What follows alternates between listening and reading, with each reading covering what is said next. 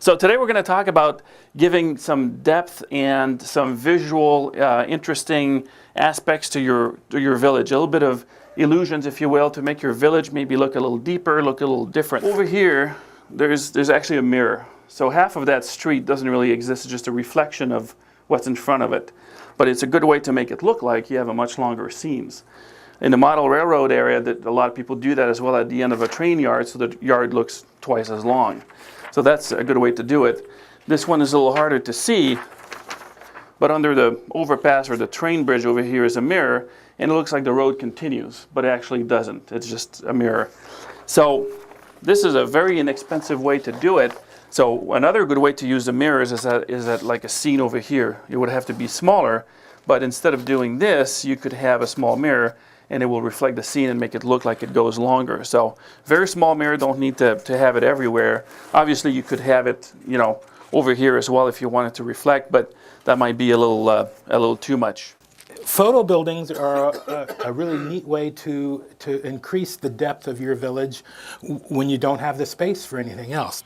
And the tools that you'll need to do this operation are a good, sharp X-Acto knife. Either kind will do.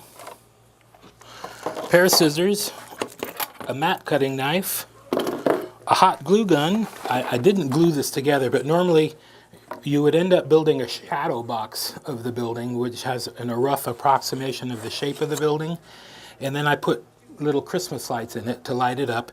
And in this particular case, since this building has really big windows in it, I decided to put scenes that you could see inside here. This is the scene from my living room, and this is the scene of our barkeep from the Happy Trails convention, and another scene from my living room. So when you put this inside of this building, you can see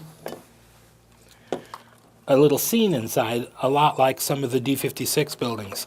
Now you don't have to put a scene inside of it.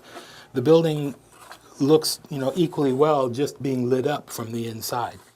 Since we're going to focus on the carving today and the waterfall, and then the next class will be more about the painting. Probably going to use an airbrush for this, so it's going to be something new to show when we do that.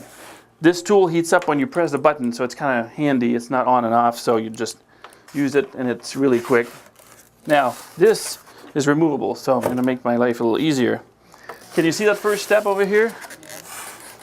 Okay, it doesn't have to be nice and perfect yet. I'm just starting to just shape it, and then I will use my blade in a flat manner here to just even it out.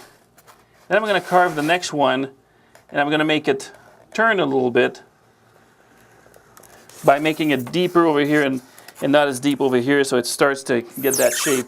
I cut out the extra that I don't need here, even it out a little bit, and then move on to the next one. So thank you for coming again, and appreciate it. July 28th is the next one.